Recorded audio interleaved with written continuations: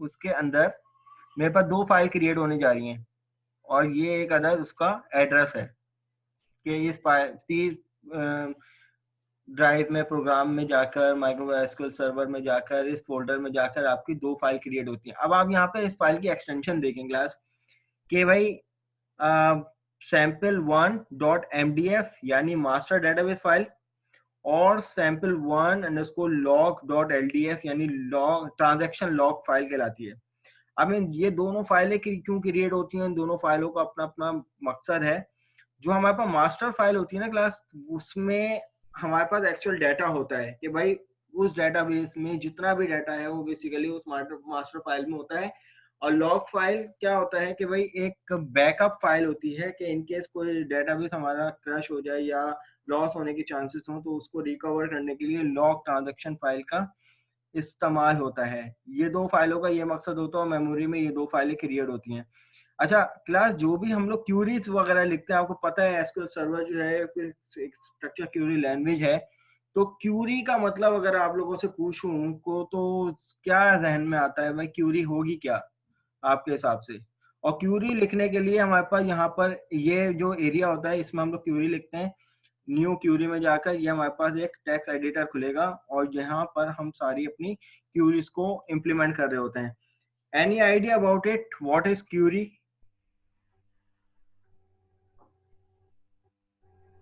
Sir ये database से बात करने के लिए या इनपुट करवाने के लिए? अगर मैं डेटाबेस से हटकर बात करूं तो नॉर्मल सिनेरियो में भी अपने रियल वर्ल्ड उसमें हम क्यूरी का वर्ड यूज करते हैं ना, भाई मेरी क्यूरी है तो जी इसका सर। मतलब ये है कि मेरा एक स्पेसिफिक क्वेश्चन है आपसे और आप उस स्पेसिफिक क्वेश्चन का जवाब दोगे।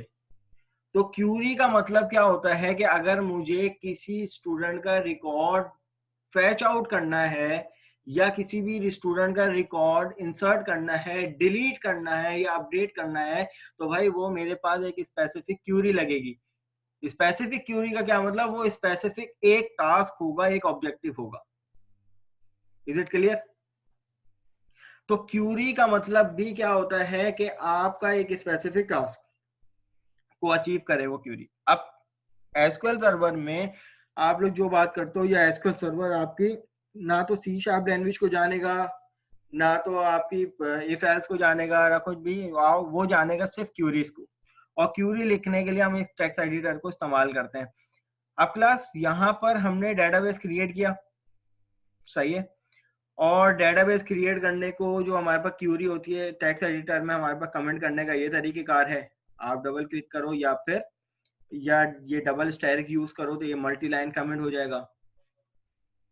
तो क्रिएट डेटाबेस कमांड, इसकी हमारे पास क्यूरी क्या होगी कि भाई क्रिएट डेटाबेस और डेटाबेस का नाम फॉर एग्जांपल हमने ये रखा।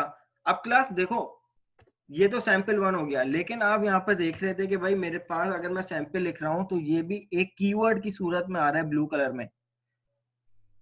तो कुछ कीवर्ड आपके ऐसे होंगे भाई जो बिल्टन होंगे, जिस जो प्रॉपर कोई कमांड होगी। अब जैसे सी शार्प में हम लोग कहते हैं कि भाई फॉर के नाम से हम कोई वेरिएबल नहीं बना सकते, क्योंकि भाई फॉर जो है वो एक कीवर्ड है फॉर लूप का, ठीक है। स्विच के नाम से हम कोई वेरिएबल नहीं बना सकते, स्विच जो है वो हमारे पास एक कीवर्ड है सी शार्प का। इसी तरीके से सैंपल भी कोई ना कोई कीवर्ड होगा। लेकिन क्लास हमारे पास ऑप्शन ये होता है कि इन केस अगर हम कोई भी किसी भी टेबल का नाम ऐसा रख रहे हैं जो कोई कीवर्ड का नाम हो, तो एसक्यूएल सर्वर में हम रख सकते हैं। लेकिन उसके लिए आप क्या कर दें कि इसके आगे पीछे स्क्वायर ब्रैकेट लगा दें। अब ये ट्रीट करेगा just like a constant variable, just like any other name without keyword. Is it clear? तो भाई डेटाबेस को क्रिएट करने के लिए हमारे पास जो पहली क्यूरी है वो क्या है, ये। अब जहन में रखिएगा क्लास, डेटाबेस के अंदर 2 मेजर टर्म होती हैं। वो कौन सी? एक होती है हमारे पास DML, ठीक है, सॉरी ये होती है हमारे पास क्यूरी, सिंगल लाइन कमेंट की, ठीक है भाई। अब ये हमारे पास DML है और दूसरी जो हमारे पास टर्म होती है वो कौन सी होती है, DDL। Class any idea about it? DML क्या होगा आपके हिसाब से और DDL क्या होगा आपके हिसाब से?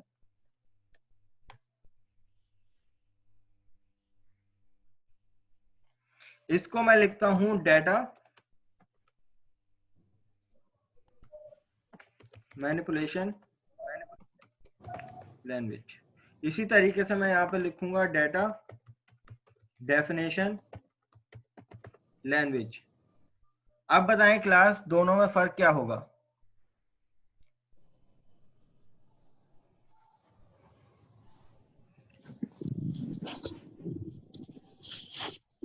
DDL का क्या काम होता है और DML का क्या काम होता है?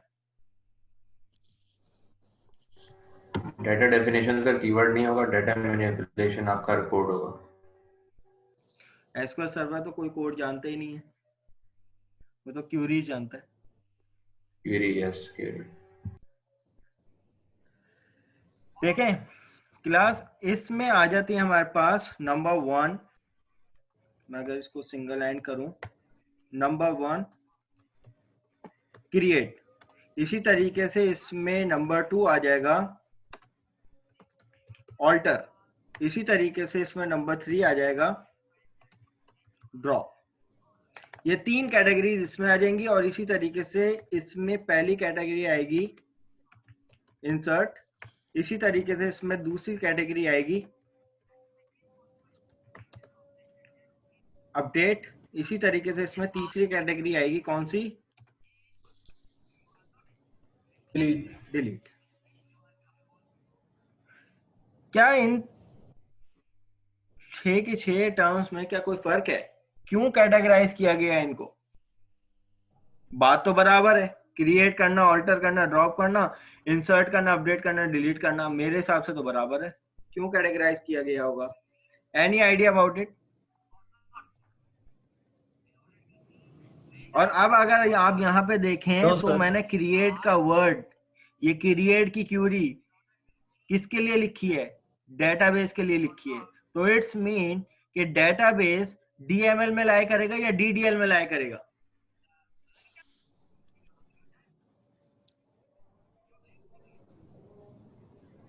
ये यकीनन डेटा मैनिपुलेशन में लाया करेगा। अब क्लास जहन में रखिएगा, DML टर्म हमेशा स्ट्रक्चर के लिए होगी, ठीक है, कि भाई डेटा किस में फ्रेम करना, उस फ्रेम के लिए हमारे पास DML सॉरी मैंने उल्टा लिख दिया यहाँ पर, ये है DDL मेरे पास, ये है मेरे पास DML।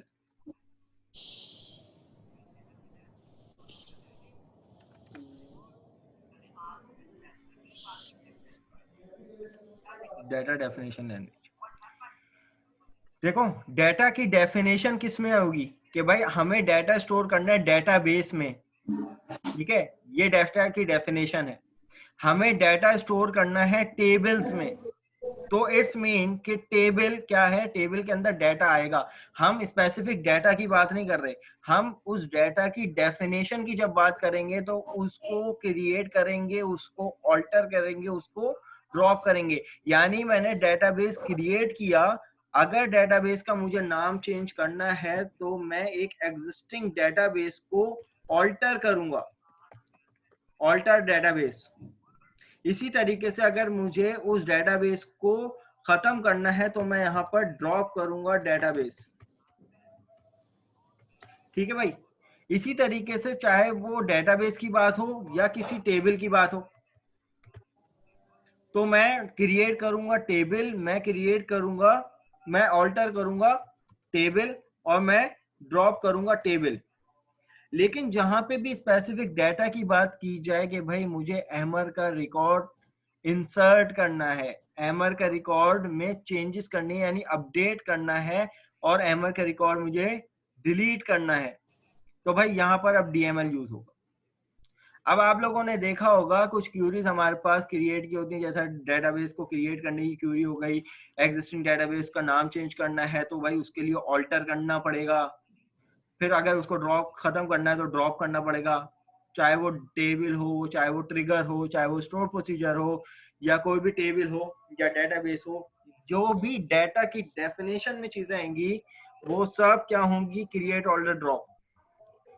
इसी तरीके से जो स्पेसिफिक डेटा की बात की जाएगी तो वो इंसर्ट होगी, अपडेट होगी और डिलीट होगी।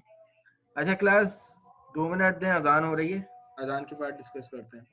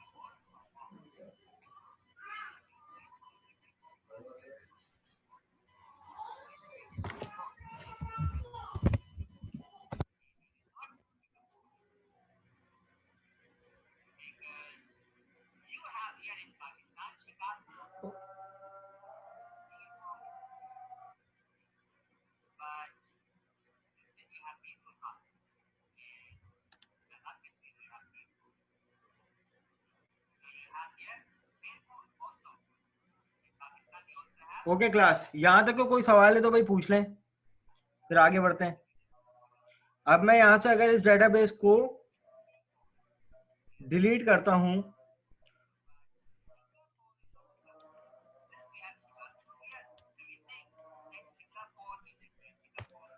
तो ये मैंने ग्राफिकली इसको डिलीट कर लिया।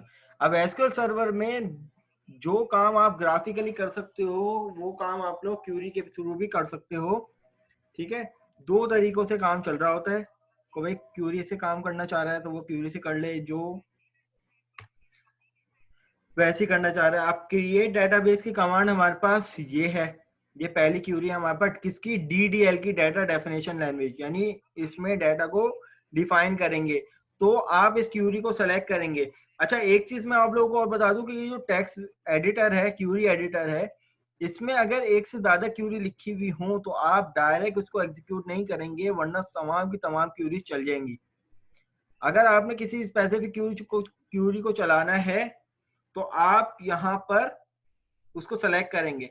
अब इस टाइम मेरे पास सिर्फ एक ही क्यूरी लिखी हुई है, बाकी तो सारा कमेंटेड डाटा है, इसका कोई असर नहीं होगा। लेकिन मेरे पास अगर इसके अलावा कोई और क्यूरी हो, लाइक डाटा इंसर्शन की क्यूरी हो, डिलीशन की, या कोई ऑल्टर की क्यूरी हो, तो वो मल्टीपल क्यूरी हो जाएंगी। और अगर आपको स्पेसिफिक क्यूरी चलानी हो तो उसको आप सेलेक्ट करके फिर एग्जीक्यूट करेंगे।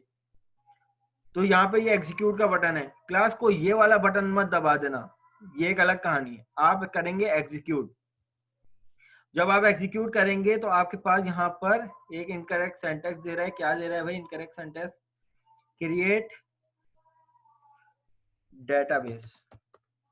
अब हम डेटाबेस क्रिएट करने जा रहे हैं दोबारा क्यूरी से, तो मेरे पास यहाँ पर ये डेटाबेस क्रिएट हो गया। अच्छा अब क्लास फॉर एग्जांपल डेटाबेस आपने क्रिएट तो कर दिया, आपको यहाँ से रिफ्रेश करके पता भी चल जाएगा कि भाई डेटाबेस आपने क्रिएट कर दिया। लेकिन इन केस डेटाबेस के बाद उसी डेटाबेस के अंदर आपको अगर टेबल क्रिएट करना हो तो ग्राफिकली तो आप सीधे से यहाँ पे जाएंगे कि भाई यहाँ पे जाकर ऐड न्यू टेबल कर देंगे। लेकिन अगर हम लोग क्यूरी के थ्रू कोई टेबल ऐड करवाएंगे तो आपको कैसे पता चलेगा कि भाई वो उसी डेटाबेस में सेव हुआ है या नहीं? तो यहाँ पे एक ड्रॉप डाउन नजर आ रहा है आप लोगों को, सही है, अवेलेबल डेटाबेसेस। इस ड्रॉप डाउन में जो आपने पहले डेटाबेस सेलेक्ट करना है कि भाई मैं सैंपल 1 के अंदर टेबल क्रिएट करने जा रहा हूं, तो भाई मुझे सैंपल नंबर 1 पहले सेलेक्ट करना है यहाँ से। फिर उसके बाद जो भी क्यूरी आप लिखेंगे वो डायरेक्ट इस पे इंप्लीमेंट होगी। Is it clear? तो हमारे पास ये तरीकेकार है, हमने डेटाबेस को क्रिएट कर लिया। अब फॉर एग्जांपल मुझे डेटाबेस का को ऑल्टर करना है, नाम चेंज करना है, तो भाई मेरे पास यहाँ पर ग्राफिकली तो डायरेक्ट रीनेम का ऑप्शन आ जाएगा, लेकिन हमारे पास जो क्यूरी है टू ऑल्टर द डेटाबेस, तो मैं यहाँ पे लिखूंगा alter the name of database, वो क्या होती है। अब आप यहाँ पे लिखेंगे ऑल्टर डेटाबेस और फिर डेटाबेस का नाम, कौन सा डेटाबेस भाई, सैंपल 1, मुझे इसको ऑल्टर करना है, modify name equal to sample 2।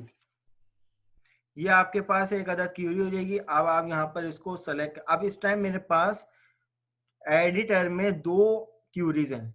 अब मैं अगर दोनों को एक साथ चलाऊंगा ना, अगर मैं दोनों को एक साथ चलाऊंगा तो ये दोनों क्यूरी रन हो जाएंगी, जबकि ये वाली क्यूरी पहले से एग्जीक्यूट हो चुकी है और इसने डेटाबेस क्रिएट किया हुआ है, तो वो यहीं पे आके क्यूरी विंडो, क्यूरी रीडर जो है हमारे पास, वो यहीं पे आके रुक जाएगा, वो इस पे जाएगा नहीं। क्यों? क्योंकि यहाँ पे ही पहला एरर दे देगा कि भाई सैंपल 1 पहले से ही आपका डेटाबेस बना हुआ है। फॉर एग्जांपल मैं यहाँ पे इसको सेलेक्ट नहीं कर रहा, डायरेक्ट एग्जीक्यूट कर रहा हूँ, तो अब आप यहाँ पे देखें कि मेरे पास एरर आ गया, database sample 1 already exist, choose a different name. तो भाई ये तो मेरे पास पहले से एग्जीक्यूटेड क्यूरी थी, तो मैं यहाँ पे क्या करूंगा, इसको सेलेक्ट करूंगा और यहाँ पर इसको एग्जीक्यूट कर दूंगा। अब आप यहाँ पे देखें मेरे पास डेटाबेस का नाम चेंज हो गया है, database name sample 1 has been set. अच्छा सैंपल इसको 2 करेंगे,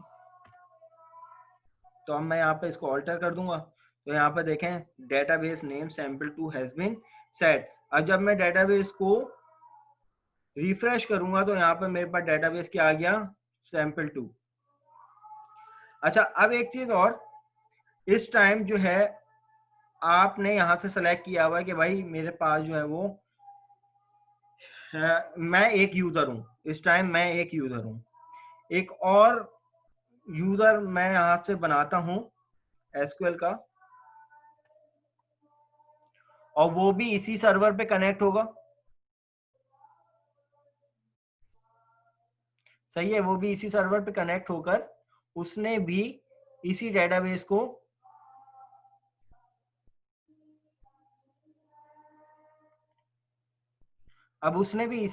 को क्या कर लिया, सेलेक्ट कर लिया। इसका मतलब अब ये वाला एक अलग यूजर है और ये वाला एक अलग यूजर है, इस टाइम 2 यूजर जो है वो एक ही सर्वर पे दोनों एक ही डेटाबेस को यूज कर रहे हैं, सही है। तो अब सर्वर एक है, ठीक है, डेटाबेस भी एक है, लेकिन उसमें नंबर ऑफ यूजर कितने हैं। अब फॉर एग्जांपल कि भाई एक यूजर इसमें टेबल क्रिएट करने जा रहा है, ठीक है, फॉर एग्जांपल क्रिएट टेबल, कोई क्यूरी लिखने जा रहा है, और दूसरा जो यूजर है वो इस डेटाबेस को ड्रॉप करने जा रहा है, यहाँ पर ये वाला डेटाबेस इसके पास भी आएगा सैंपल 2। अब ये चाह रहा है कि भाई मैं इसको ड्रॉप कर दूं, तो अब मुझे सोच समझ के बताएं कि क्या ये ड्रॉप होना चाहिए या नहीं, या हो जाएगा या नहीं।